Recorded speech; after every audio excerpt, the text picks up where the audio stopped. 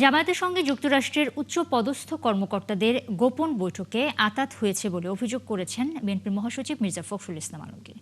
সন্ধ্যায় ঠাকুরগাঁও ১ আসনের সুকুনপুখুরী ইউনিয়নের ঝাটিভাঙ্গা গ্রামে নির্বাচনী জনসংযোগে তিনি কথা বলেন।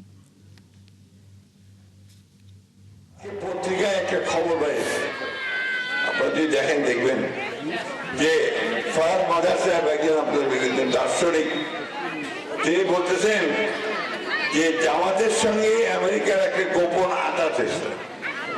এই আঘাতটা বাংলাদেশের জন্য ভালো নয়, এটা বাংলাদেশের ক্ষতি করবে। আমার যখন প্যালেস্টাইনের মানুষকে হত্যা করা হচ্ছে, কাশ্মীরে হত্যা করা হচ্ছে, তখন এই আঘাতটা বাংলাদেশের শান্তি শৃঙ্খলা সার্বভৌমত্বের জন্য ক্ষতিকর হয়ে দাঁড়াতে পারে। বন্ধুগণ, আমরা এই বিষয়ে আমরা পররাষ্ট্র মন্ত্রণালয়ের একটা ব্যাখ্যা চাই যে ওয়াশিংটন পোস্টে যে নিউজটা বেরিয়েছে এই নিউজটা কতটুকু সত্যি এবং এটার ব্যাখ্যাটা কি।